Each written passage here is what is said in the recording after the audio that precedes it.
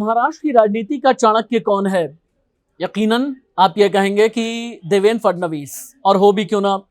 देवेंद्र फडणवीस ने जैसा पेशेंस दिखाया, पहले मुख्यमंत्री बनकर, फिर उसके बाद जब भोर में शपथ ली थी साल 2019 में 50 घंटे का मुख्यमंत्री बनकर, उसके बाद फिर विपक्ष का नेता बनकर, फिर डेप्यूटी सीएम बनकर, और अब अजित पवार को अपने खेमे में लाकर, यकीनन देवेंद्र फडणवीस से बड़ा चाणक्य आज की तारीख में महाराष्ट्र के लिए कोई नहीं है। नमस्ते, मैं राशिद। चाणक्य चाल में इनसाइड स्टोरी कितनी है अब आप ये समझें। क्या हुआ कि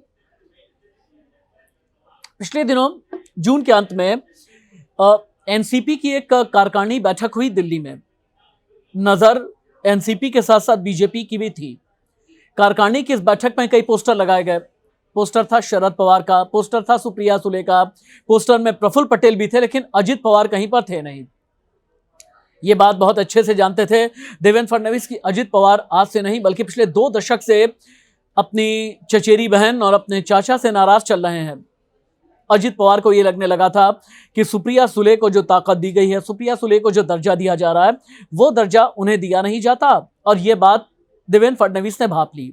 जून के अंत में दिल्ली में गुप्त मीटिंग हुई। देवेंद्र फडणवीस ने यह कहा कि अगर आपको डिप्टी सीएम बना करके मराठा फेस के तौर पर प्रोजेक्ट कर दें तो इसमें क्या बुराई है। अजित पवार ने कहा क्या वाकई में आप लोग ऐसा करेंगे, क्योंकि इससे पहले मैं दूध का जला हूं, छाछ भी फूक फूक करके पीऊंगा। फिर देवेंद्र फडणवीस ने बीजेपी के आला कमान बड़े नेताओं के साथ में अजित पवार की बैठक कराई और फोन पर ही बात कराई। अजित पवार जब पूरी तरह कन्विंस हो गए तो अजित पवार से देवेंद्र फडणवीस ने कहा कि आप कितने विधायक लेकर के आएंगे। अंदर की खबर यह है कि अजित पवार ने कहा कि 35 से 40 तो मैं लेकर के आऊंगा। देवेंद्र फडणवीस के जहन में यह चलने लगा कि अगर एकनाथ शिंदे और एकनाथ शिंदे वाले जो विधायक हैं सुप्रीम कोर्ट से डिस्क्वालीफाई हो गए, अगर सरकार गिरने की नौबत आई तो फिर ऐसे में क्या करना है। लिहाजा अजित पवार को प्रोजेक्ट किया गया। अपनी चाणक्य चाल में अजित पवार को लेकर एनडीए में आए देवेंद्र फडणवीस।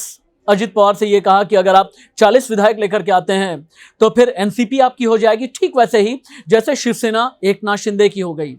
अब एकनाथ शिंदे के लिए भी देवेंद्र फडणवीस ने एक ऐसा रास्ता अख्तियार किया है कि आने वाले दिनों में हो सकता है देवेंद्र फडणवीस केंद्र में मंत्री बन जाएं, डिप्टी सीएम अजित पवार रहें और सीएम फेस के तौर पर एकनाथ शिंदे रहें। लेकिन मराठा वोट को अपने पाले में करने के लिए अजित पवार को और भी ज्यादा प्रोजेक्ट किया जाएगा।